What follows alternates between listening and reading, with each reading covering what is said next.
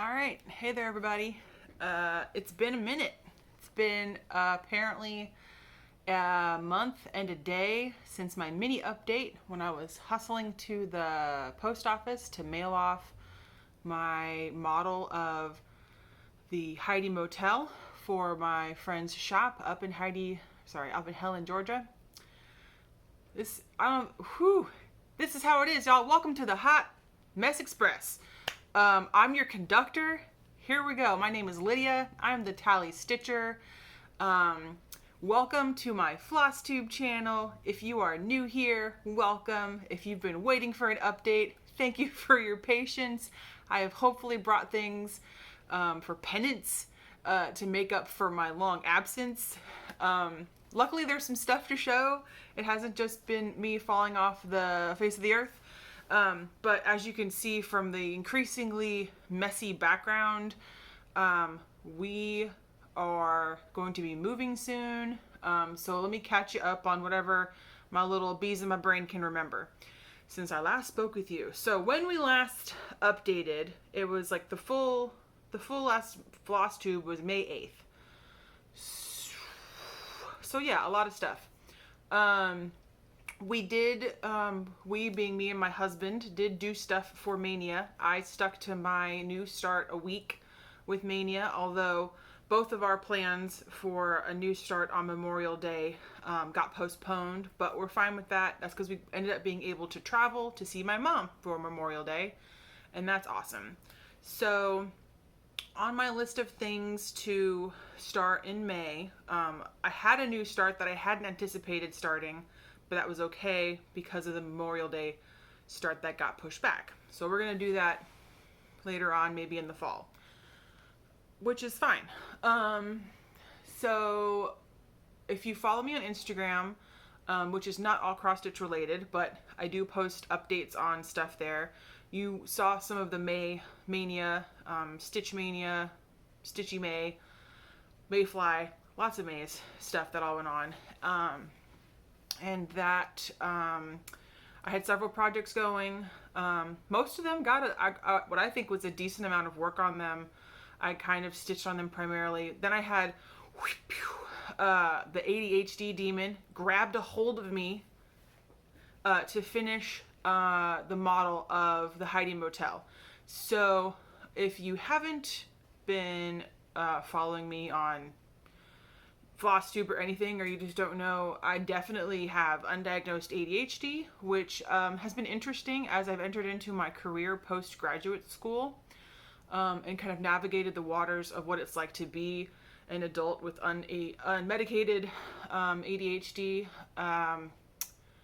which has just gotten worse over the years, or maybe I've gotten into different patterns where it's gotten worse. My brother was diagnosed as an adult. He went and got himself checked out because he'd strongly thought about it, and he classified as it, and he got himself medicated and said it changed his life, and that's super duper awesome for him. Super proud. He's also a very interesting creator. He does a lot of podcasting actually in the video game and board game world. So if any of you are into that kind of side of the internet sphere, let me know and I will link his podcasts. Brotherly love. Anyway, so I'm gonna show you, I left a little pile next to my workstation to show you what I worked on in May, and then what I've been working on in June. And then I'm also going to show you, I've got finishes, I've got whips, I got plans, I got news. This is going to be the specialty episode. I don't know how long it's going to be, but I got my Diet Pepsi. I got the air on. We're about to go. I got room on my phone for this, so it's going to be good. So let me go ahead and take a little drink. I didn't write a list of things to talk about, which sometimes helps and sometimes doesn't. I do have the pile before me. So I guess let's do what a lot of folks do, which is, give a life update. When we last met, we were beginning to start looking for a new place because we've outgrown our current space. I have been here for 8 years. My husband's been here with me since 2016. So it is a cramped 1-1 for 2 folks, 2 cats, lots of hobbies. We both really love to cook and have hobbies that need storage solutions, and this place just doesn't fit it anymore. It was okay for me as a single person, kind of working through stuff. We're bursting. So, in addition to having ADHD, I'm also type A. So I guess maybe it could be related, which means once I have a project to work on, I need it to be finished if I'm interested in it and if there's high stakes. So finding a new place to live was that project. Excuse me. Also, the Diet Pepsi. Oh goodness. Anyway, so a lot of running around happened in May and a lot of big stuff happened. We toured a couple places. There was one place that we were really interested in seeing because it was a great price for a 3-bedroom, like kind of an unheard of price for a 3-bedroom. And it unfortunately was leased before we ever got to even see it. So I was extra anxious thinking, oh crap, we're not going to have any sort of decent inventory for when we need to move. We need to hop on stuff. So toured a couple places and luckily found a place that I really liked that has a kitchen that's about double the size of our current one. It's a 2-bedroom. It's on the opposite side of town, which I live in Tallahassee. It's about yay big. Across town takes you like 20 minutes if it's not rush hour traffic, but the vibe is very different. I've lived on my current side of town, which is kind of north side, for my entire time I've been in Tallahassee, which is over a decade. So now we're moving to the east side, which is fine. That's where we wanted to kind of move towards. It kind of helps with my husband's commute. Mine doesn't change too much, but we're over, it'll mix things up. We're in off of a less busy road. We live off of an extremely busy road with no sidewalks, which is terrible if you want to like go outside and like walk after dinner and stuff, and it's just loud. So we've outgrown it. So we secured a new place. We were able to shorten our current lease to move into the new one, which is all good. And then we had to wait. Then we have to wait because, we can't move in until next month. But this was when we were making all of these things happen in May. It's like, okay, we just got to get through June. That's not going to fly by. No, apparently May was 11 months long and June was another 11 months long. I cannot believe we still have like 2.5 weeks of June. 2 weeks? I don't even know. How does time work anymore? Also in May was like the end of my busy season for a portion of my job, and then I'm ramping up right now for the next busy season. Oh yeah, and I think the last time I flosstubed with you, my building was not open to the public yet. It's back open to the public, y'all. So we've had guests, we've had staffing, stuff to find solutions for, all the fun things about being, working with the public. So, but it's been good. It's been a good reopen. It's setting the tone for things, and it also means that my next big program will have in-person audiences. So I'm ramping up for that, and that means I did a bunch of the pre-work months ago. Like, it's already done. So I have to force myself to re-look at it and re-go over it because, I'm like, oh, it's done. I don't touch it anymore. That's how the ADHD brain works. And it's like, no, we still have to do these programs, but it's fine. So that's exciting. It means I've been doing a lot of craft, not demos, craft experiments, craft prototypes. Prototypes is the word. For that program. And yeah, so and then we also bought a new car for my husband because we have been a 1-car household for several years now, and the man has been working his tail off pretty much 6 days a week since last October. So he deserves something nice for himself. So that's been really good. That was a big shift in the, in a much more positive direction, because he had to, he'd get off work and then he'd have to wait and come get me from work, or he'd come, wait in the parking garage for me to get off work, because we get off at different times, and it was just like unnecessarily stressful, because like otherwise his work route doesn't involve going downtown and being in downtown traffic, but to pick me up from work he'd have to do that. So now we're back to a 2-car vehicle situation, which has been great. Gives us both a little bit more freedom. That way, we're not going stir crazy. The Lord was good to us, and that our first year of marriage was spent in the pandemic. It's good that we like each other, because, they say the first year of marriage really, tests you. Well, ours was 2020. That was our first year of marriage. So that's good. So fast forward a little bit. We did visit my mom for Memorial Day. That was a very quick turnaround trip, but it was really nice to just kind of break the schedule up. And but we got back later in the evening on Memorial Day itself, so that's why we didn't start our planned Memorial Day starts. But that's okay. My husband's been more of a knitting place anyway, and then I brought cross-stitch stuff to work on at my mom's, and then I didn't do any of it. And I'll also show you what else I've been doing instead of cross-stitching, which is also, it's fine. It's fine. I can have different facets of my personality, right? Anyway, let's do some finishes. They're not going to be mine. But wait, actually, I'm going to show you my husband had 2 finishes in between May and now. So he was on a mission to finish, the moderately sized Red Ship of Life by Ink Circles. So he finished that.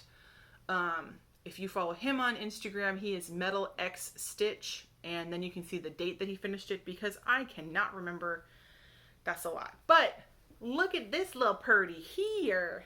So this is the Moderate Red Ship of Life by Ink Circles. My husband did this in mostly DMC 666 on a 32 count natural linen. This is the smallest in a series of 3 that Ink Circles designed.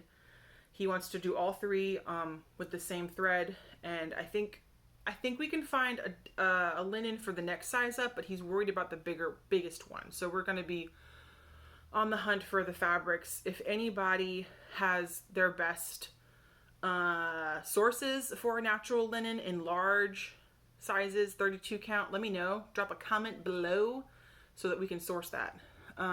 So he, little fun motifs in here. I'm going to disappear while I just kind of hold this in front of the camera for y'all. He kind of went motif by motif and saved the ship kind of for last. And he did the hull in bits and pieces. And then he just knocked it out. He knocked that bottom part out with that border. The border is done in 2 different variegated threads that I will put the info in down in the description bar, because your girl can't remember that, but we have it available, and I'll put everything in there as I go. The video, so sometimes y'all comment before I even get a chance to edit everything. I put my videos up as soon as they render, and then I go back and I update the descriptions. So if you don't see the info in the descriptions while you're watching it, and this has been posted, within a couple hours, I will get to it. It's gonna happen. I just want y'all to be able to get it up and look at it, because y'all excited. Y'all get excited. I had somebody message me on Etsy being like, "Where are you? Come back." And I'm like, "Oh my gosh, I'm coming." Just lots of stuff. So my brain segments stuff into big projects, and I had too many big projects. Like, the new car was a big project. Finding a new place is a big project. Packing for the new place is another big project, and that's like too many for my brain. So we try to do other things. And a Flosstube, while it's not a big project, it's enough of a project that my brain's like, what? We're not gonna, oops. And then I've also like done other stuff on Saturdays, like went to the beach and, saw my mom and, stuff. My husband's other finish this month, past time, is Twilight Fairies. I believe it's a Dimensions kit. He has several pieces that are like so close to being done, but they have like the fiddly like back stitching or French knots or like an endless sea of half stitches in like one boring color.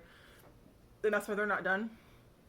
But he's been kind of telling himself to power through them. So this is Twilight Fairies. Ooh. Ah. I still can't see y'all, just kind of just holding it. Isn't that beautiful? So he just finished this up. He was working on the grass, which is all like back stitching. And then the back stitching around the fairy's wings was another thing he had to finish up. There's the other fairy there. Here we go. And then the French knot stars, which he actually has very neat backs. So I will show you his. You're never going to see one of my backs, but I'll show you his. It looks like constellations. See? Look at that. Awesome. So he's on a mission to do pretty much all of the Dimensions fairy kits he can find. He likes kind of the fancy fairies. He says he likes fancy ladies and tries to say that he likes them more than me, but I'm just very picky about my fancy ladies because I have a fancy lady coming in the mail and another one to pick up, but like I'm really picky. I guess. So yeah, so this one, I believe it's Twilight Fairies. It's a Dimensions kit, I'm pretty sure. And I'll also put that in the comments. So those were the husband's 2 finishes in and around May and June. I cannot remember if he finished both of these in May. He might have. I think he was trying to finish it all because he has a knit along that he needed to start June 1. So he was like boogieing trying to get these done. So those were the husband's finishes.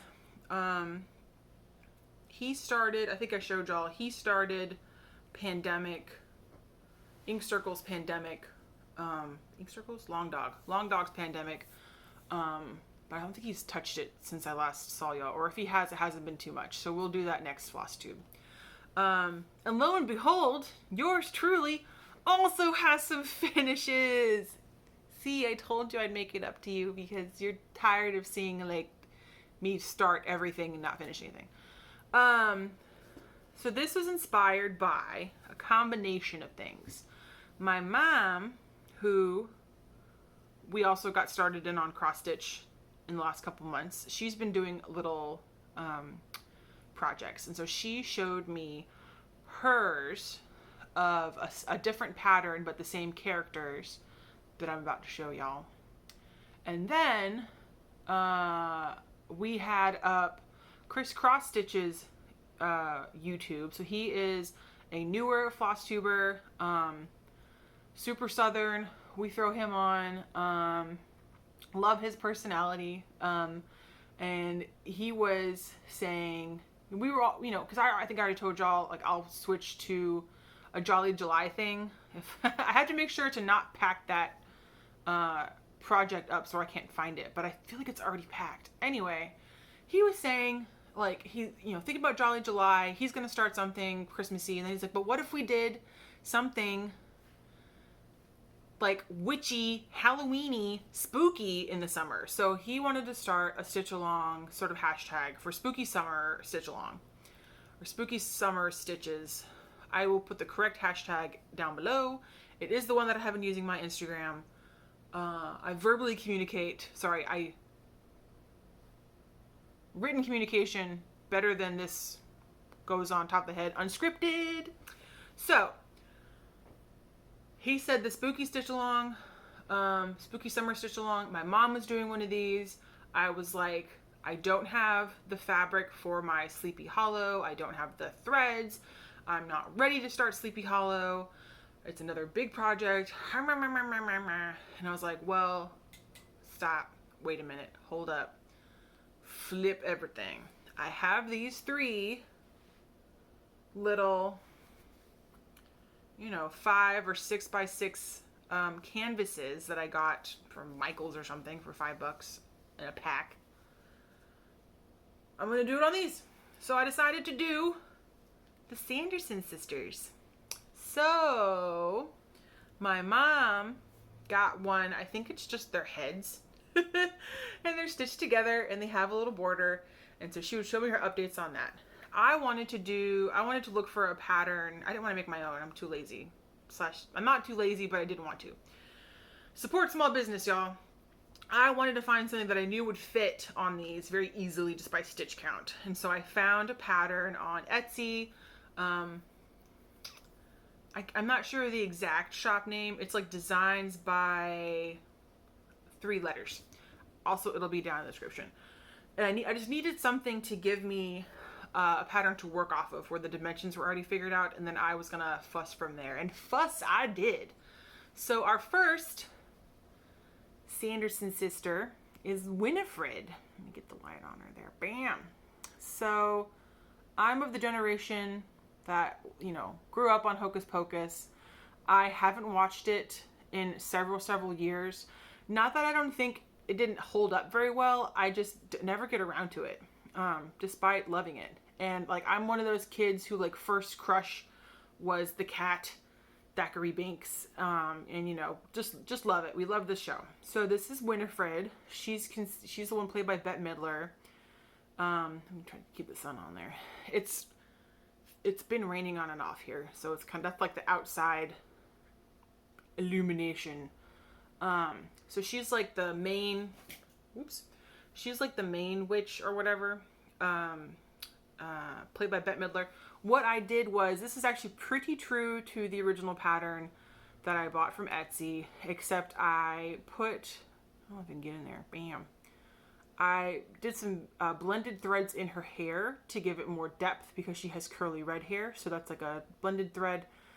I changed her cuffs on her sleeves. I changed to purple. They were just originally green like the rest of the coat, but I knew that the outfit wasn't quite exact. And then I tried to do her signature lips. That was awful, guys. I don't know. She's like sort of buck teeth, but mostly they keep the lipstick right in the middle. Kind of hard to do on a one stitch, but I did my best. So that's Winnie. The next one I did was Mary, who has, her signature is biting her lip, kind of like, and she is by an actress whose name I will not be able to recall because she's not that as famous as the other two. This one's when I really started changing the pattern, because the original pattern from the Etsy shop just has her skirt as one solid purple blob. And I knew it was more than that. She actually has a little apron that she wears, and her skirt in the movie is more of a checker pattern. So I tried to recreate that. I also did a blended thread in that apron bit there, as well as her hair. So I'm watching one of my cats struggle right now. So I did blended threads in her hair and in her little apron, as well as changed her skirt. And she wears like a burgundy vest. And when thinking about what I'm going to do, I consider these finishes for now because I'm going to probably put a muck across each of them. And I might give each of them a little friend. So we're going to switch back to Winnie real quick. Winnie's whole thing is she has the magic book. So some of the other patterns you'll see of them, there's the book. So I might do the book with her. Mary is the one who kind of like has the apron because she's like the potions witch. So she would have, here we go, backlit. She would have maybe an apron full of ingredients, and she's the one who's giving the ideas of how they're going to cook and eat the children. So she says, Shiska baby, or, you know, what, ceviche baby? Huh, maybe not. Anyway, so I was thinking of maybe a little cauldron for her. I did see another pattern that just had the instruments they wrote on, the modern ones. So they used a broom, a mop, and a vacuum cleaner. And excuse me for the avalanche sound, those are my cats. So she rides the vacuum cleaner. I believe, in the movie, and that's kind of funny. So there's Mary. I finished her earlier this week. And the last one I just finished this morning for y'all is Sarah, played by Sarah Jessica Parker. So I also altered this one a bit with her skirt. I think it was all one color again. So, oh no, maybe, no, it was two colors. I actually added the third color. I added in this gold here because that's in the original costume. And I made the little crosses for the corsets that they're wearing and did a blended thread for her hair and that red panel to kind of tone it down. So, and gave her a darker lipstick, which is kind of closer to her stuff in the movie. This lighting in here, y'all, is not my fave. Just trying to show y'all cute stuff. Anyway, so there's Mary. Sorry, there's Sarah. So played by Sarah Jessica Parker. So let's see if I can hold the three witches together. Probably not, but you know. So I have a finish for now of the three witches sisters. I don't have enough hands. Here we go. Ta-da! And I guess what I would put with Sarah might be the black flame candle that they light. So a cauldron, a book, and a black flame candle, perhaps.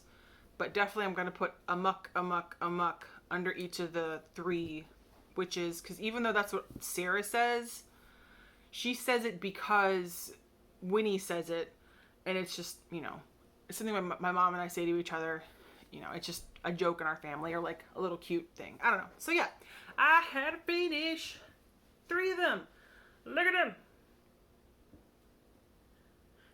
So I don't know if I want to look for more of these little guys. These, you know, because they're pre-finished. They're 16 count on like a, almost like a fiddler's cloth. You see all the slubbing in there? Because it was cute to be able to just have them done. And I didn't have to fuss with a hoop or anything, or figure out how I wanted to frame it because they're already done. I just put them on the wall or whatever. So I thoroughly enjoyed these, and they were quick. You kind of get the sense of like, oh, I had a quick little finish. So I see why some of y'all focus on smalls, because you feel good when they're done. Because I have stuff that's kind of small, sort of, maybe not really.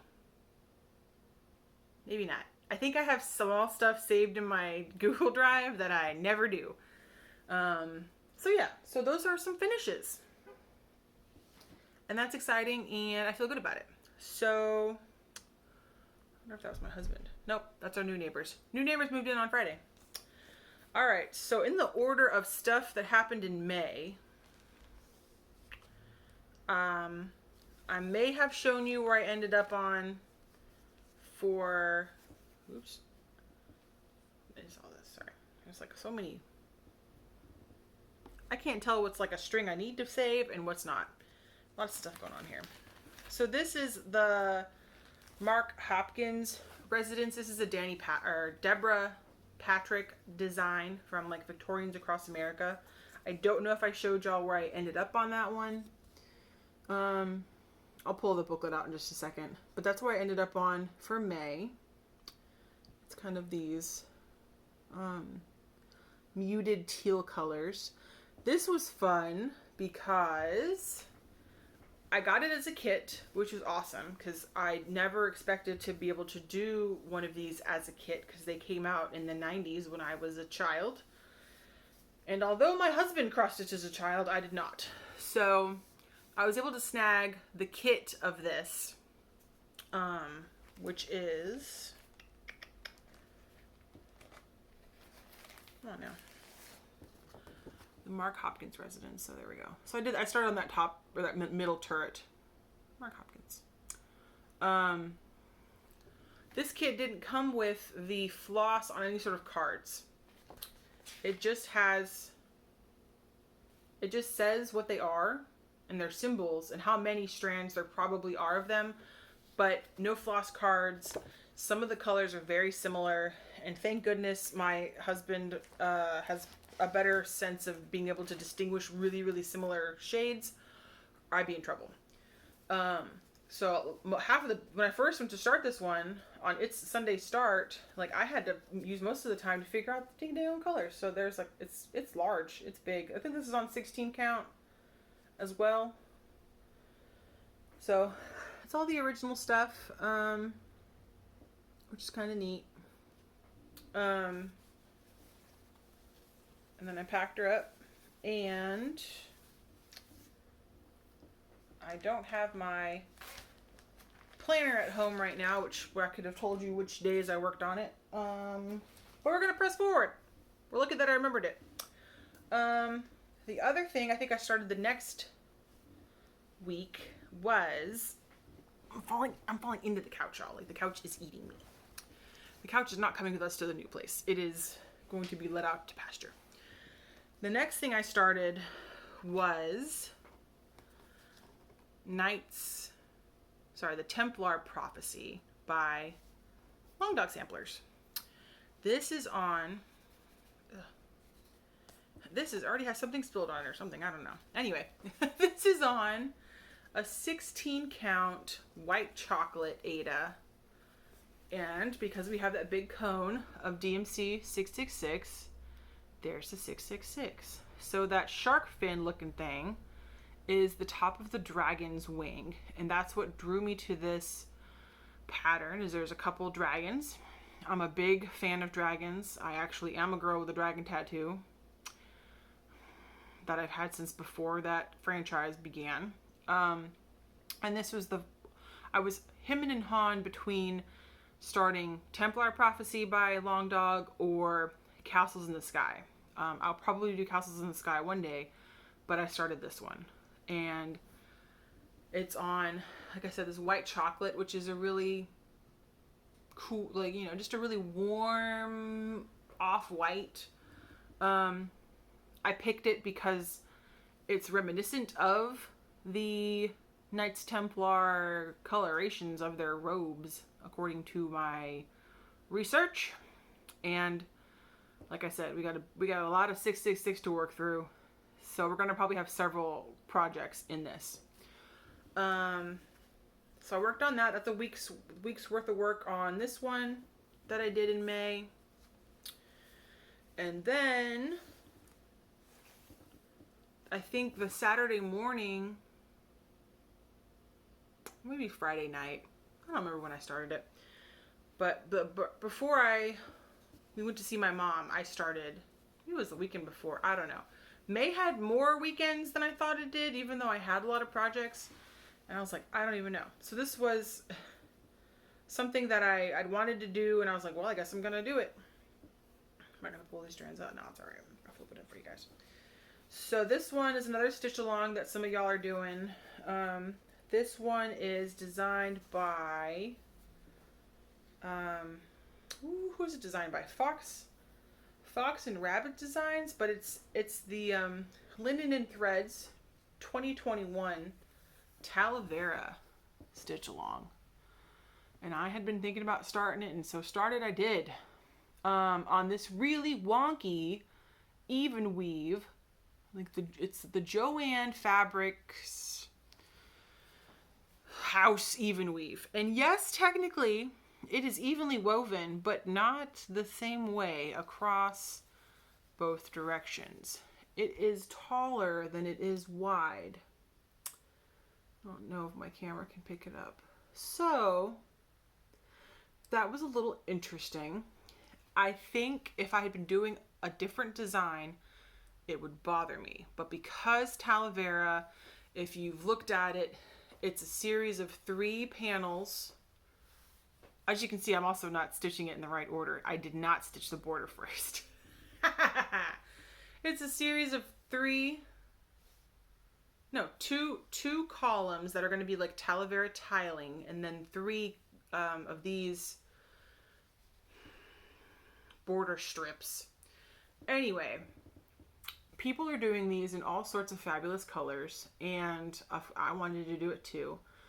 And any excuse to do a research project means I'm there. So I did a bunch of research into the traditional colors of Talavera pottery, how they come about, why they're used and stuff.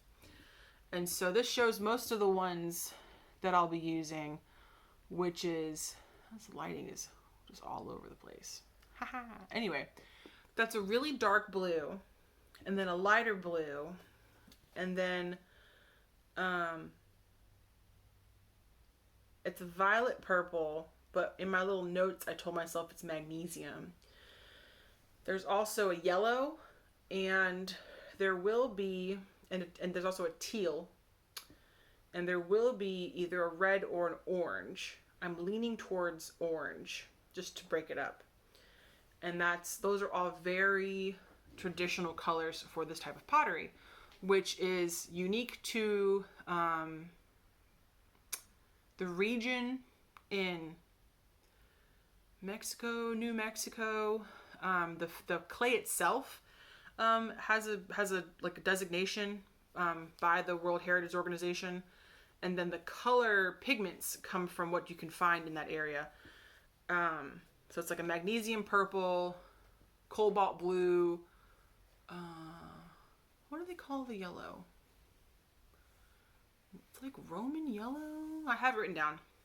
Anyway, so I tried to pick things that were very historically accurate. And then I just started it. That's just a couple sittings worth there. I don't think that was even a whole week's worth of work. I just wanted to start it. We had an impromptu run into Joann's for whatever reason, like we do, some kind of coupon or whatever. I think my husband had the coupon when Joann's does their too low to show sale on their floss, and he was getting a bunch of stuff for a big project he has coming up. So yeah, I think that's how I ended up with that, as well as the wonky even weave, but it's fine. Now I know better. Oh, bye Giuseppe. So that was the last of the May starts, because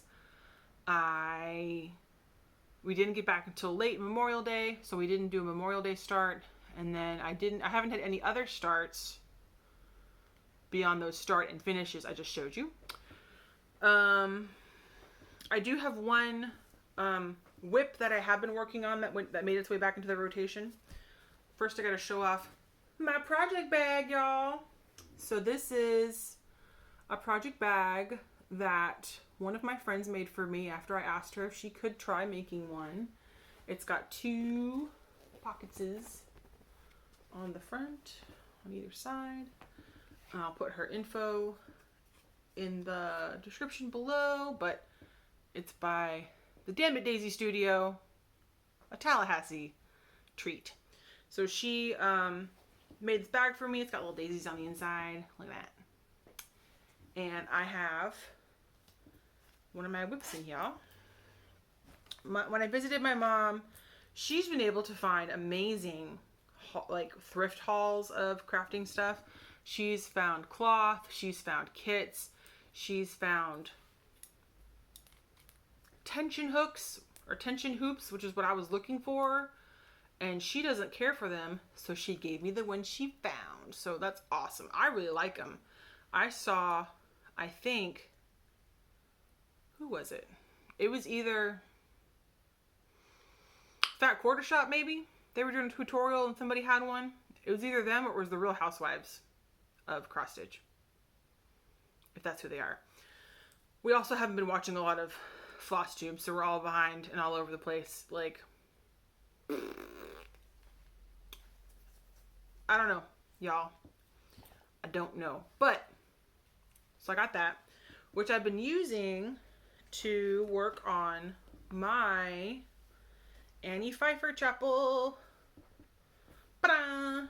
So, look at that. Actually looks like something now. This was, I guess this was a May start. Did I show y'all this? This was a May start. This is more than I worked on it in May, though. Anyway, good thing I put this in here. Welcome aboard, y'all.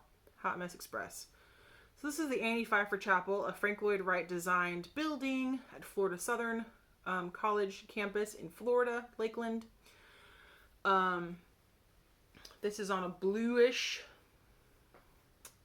like a sky blue, 28 count even weave. I'm doing it 2/2, so like a 14 count. I got this fabric out of a grab bag off of Mercari with some other grab bag stuff. Whoever got it from, she already had hemmed the edges here by hand. That's cool, and it happened to fit, and it was the color I wanted, and it's perfect. So, been working on that here and there, on and off. Been liking the new clippy, because it's like boom, boom, boom, boom, and then I can just throw it in the bag and go. So that's been really nice, and I enjoy that. Thank you, Mother, for the hoops. And yeah, so the bulk of it is done in ecru, and then it's got shading done in a variety of browns. There will be some red steps and some greenery for balance, and yeah. So I haven't, this was a May start. I'm just not sure if you guys saw it last time. May didn't get a ton of work on it, but this is the one that I took to see my mom and didn't work on it. But then because it was already packed up, it was very convenient for me to grab for when we go up to the in-laws to visit up the road. So I've worked on it since then, and now it has more of a shape.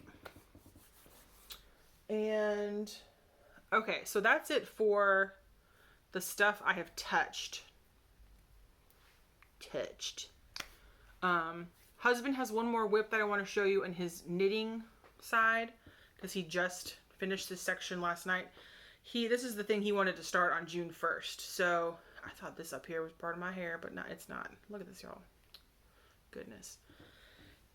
This is what he wanted to start long on June 1st. This is the first section of 5 sections. Look how long this is, y'all. Of a shawl. Let's get dramatic, y'all. Okay, so it's actually really soft.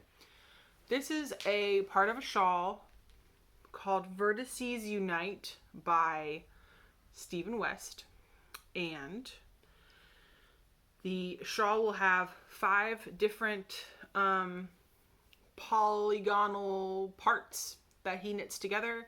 This one was 2 colors striped together of 2 different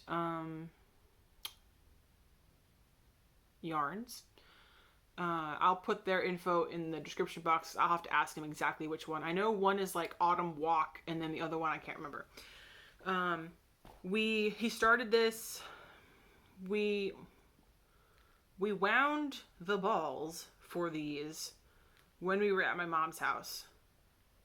So I guess he cast on then, maybe. I think he cast on that Monday. And one of the ones he started with had some silk in the composition, and that thing was a mess, and it was breaking and tangling and giving a whole fit. So we ended up winding another different ball, and that's what this is done with, is the Autumn Walk or Autumn Leaves or something, and a different tonal. What's up, little girl? Okay. Yeah, so he just finished this section last night.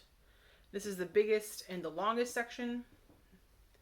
There's a couple other sections that are striped and then other ones that are solid colors, and then he says he's going to do I-cord all around the sides. I don't knit. I just learned all these terms by watching him knit and watching the knit tube, the other side of the crafting universe.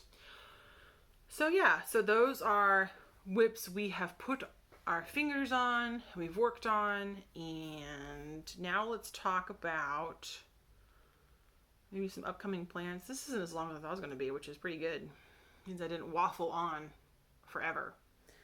So I don't want to act like I've given up, but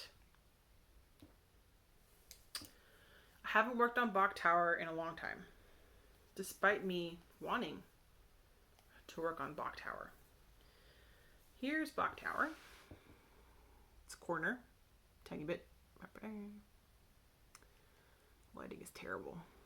Anyway, so this is on a 25 count Lugana in like a Stormy Skies something.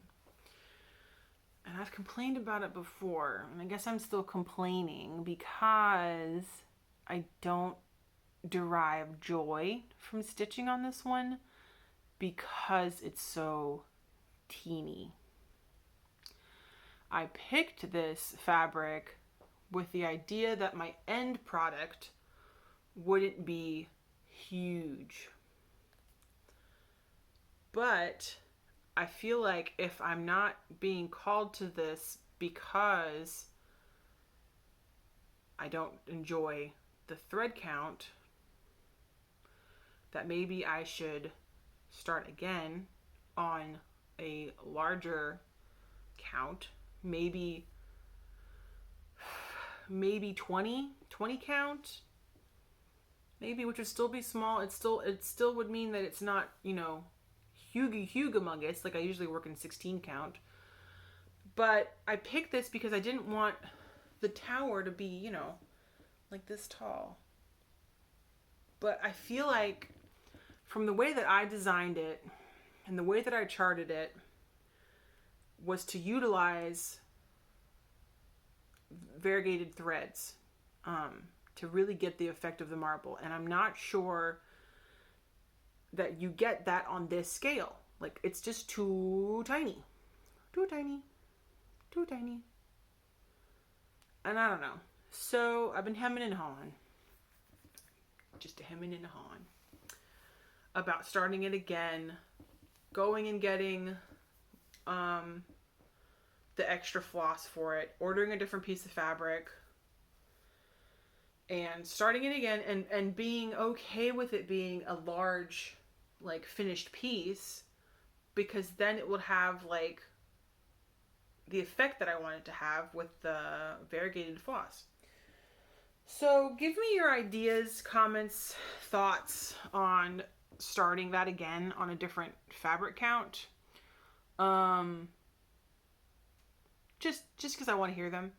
I haven't started designing anything new. I have a whole folder of other historic architecture from Florida that I'll be doing. A lot of them tend to be old hotels, so they're very much like South Florida icons. And then there's one over in Jackson, well, St. Augustine. That's another one I'll do. But I haven't started anything, probably because I'm still in this holding pattern before we move. We have pretty much all of July to move, so it doesn't have to happen over one hectic weekend. But it also means that we'll be tired all the time again. Yay. So yeah, I will try to get back to at least a floss tube every other week to keep y'all updated. Cause it's not like I'm still stitching. So it's not like the bug has left. The bug is here. It's just in a cage full of other bugs, and they're all in my head. Yep. Bees.